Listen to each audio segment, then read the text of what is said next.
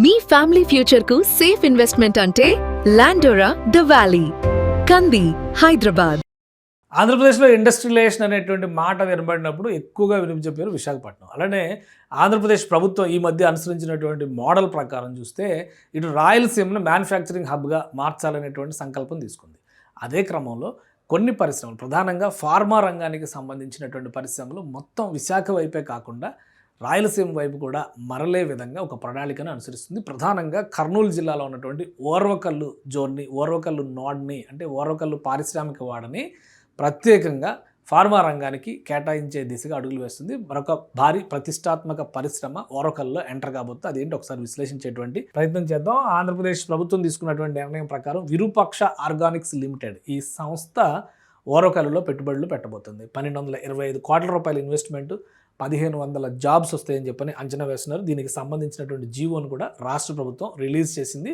ఈ జీవో ప్రకారం చూస్తే కనుక ల్యాండ్ అలాట్మెంట్, వాళ్ళకి ఇవ్వబోయేటువంటి ఇన్సెంటివ్స్, వాటన్నిటి గురించి కూడా ఇందులో మెన్షన్ చేశారు. ఇది industries department Mrs Virupaksha organics limited for grant and tailor made incentives for establishing active pharmaceutical ingredients, APIs, intermediates manufacturing facility at IP Guttapadu cluster Orvakallu node పారిశ్రామిక, ఇది ఓర్వకల్లు పారిశ్రామిక వాడలో భాగంగా వచ్చేటువంటి ప్రదేశం అనమాట. మొత్తం 1225 కోట్ల రూపాయల ఇన్వెస్ట్మెంట్స్, ఎంప్లాయ్మెంట్ జనరేషన్ 1500 కోట్లు వస్తాయని చెప్పని అంచనా వేస్తున్నారు. ఇది ఒక స్పెషల్ ప్యాకేజ్ కింద కన్సిడర్ చేసింది రాష్ట్ర ప్రభుత్వం.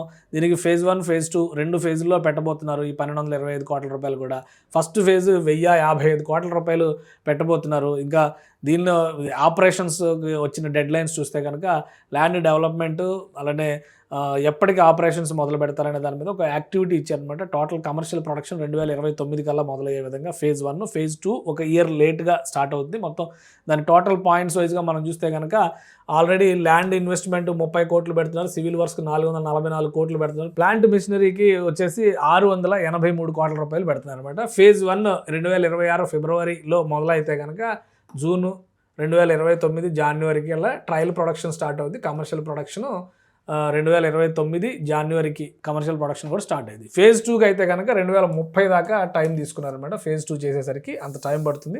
ఇక రెగ్యులర్ ఇన్సెంటివ్స్ ఎలాగో investment subsidy, employment subsidy, power tariff subsidy, ఇవన్నీ కూడా 100% ఎలక్ట్రిసిటీ డ్యూటీ ఎగ్జామ్షన్ ఇవన్నీ కూడా ఇస్తుంది రాష్ట్ర ప్రభుత్వం. అలానే ఈ ప్లేస్ని ఎంచుకోవడానికి ఉన్నటువంటి కారణం ఏంటి ఒకసారి మనం విశ్లేషిద్దాం. ఎందుకంటే చాలా ముఖ్యమైనటువంటి సంస్థలు వస్తున్నాయి ఓర్వకల్లుకి. ఇది విరూపాక్షకు సంబంధించి ఆల్రెడీ ఇక్కడ సిగాచి అనేటువంటి సంస్థ కూడా ఇదే ప్లేస్లో పెడుతుంది. అంటే ఓర్వకల్లు గుత్తపాడు ఏరియాలోనే ల్యాండ్ శాంక్షన్ చేసింది రాష్ట్ర ప్రభుత్వం. అక్కడే ఆపరేషన్స్ మొదలు పెడుతుంది. అంటే ఇది 2వ భారీ పరిశ్రమ కింద మనం విరూపాక్షని చూడాల్సి ఉంటుంది. ఈ సంస్థ కూడా ఇక్కడ నుంచి, ఇది ఒక 2 దశాబ్దాల చరిత్ర ఉన్నటువంటి సంస్థ, హైదరాబాద్ బేస్డ్ ఆర్గనైజేషన్, ప్రపంచవ్యాప్తంగా సర్వీసెస్ ఇస్తుంది.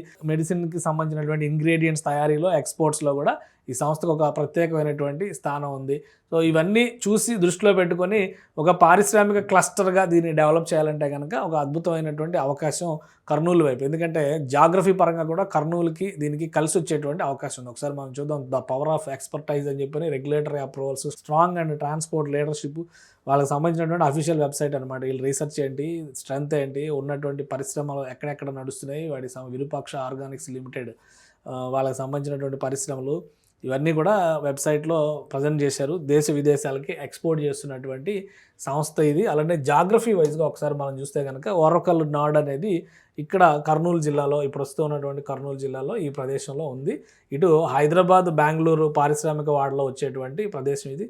అలానే ఇటు చెన్నై వైపు వెళ్ళేటువంటి మార్గం కూడా కీలకమైనటువంటి మార్గం అవుతుంది. అందుకని చెప్పనే ఆంధ్రప్రదేశ్ ప్రభుత్వం ఇటు విశాఖపట్నాన్ని ఒక ఫార్మా క్లస్టర్గా, ఆల్రెడీ అదొక ఎమర్జ్ అయిపోయినటువంటిది, 2వ ఫార్మా క్లస్టర్గా రాయలసీమ ప్రాంతంలో మ్యానుఫ్యాక్చరింగ్ యూనిట్స్ ఎక్కువ రావాలనేటువంటి సంకల్పం రాష్ట్ర ప్రభుత్వం తీసుకుంది. కాబట్టి అందులో భాగంగానే ఇప్పుడు చిన్నగా ఇలాంటి పరిశ్రమల్ని ప్రోత్సహిస్తుంది. రాయలసీమలో ఈ యూనిట్స్ పెరిగితే కనుక ఉద్యోగ ఉపాధి మార్గాలు పెరిగేటువంటి అవకాశం ఉంటుంది. భారీ పరిశ్రమలు, ముఖ్యంగా ఫార్మా కానీ, ఎలక్ట్రానిక్స్ మ్యానుఫ్యాక్చరింగ్ కానీ, కార్ల పరిశ్రమ లాంటివి కానీ, అది రాయలసీమలో ఉన్నటువంటి జాగ్రఫీ, దానికి ఉన్నటువంటి విశిష్టత, ఇవన్నీ కూడా అనుకూలంగా ఉంటాయని రాష్ట్ర ప్రభుత్వం భావిస్తుంది. సో ఓర్వకల్లు నోడ్లో 2వ భారీ పరిశ్రమగా ఈ విరూపాక్ష ఆర్గానిక్స్ను చూడొచ్చు.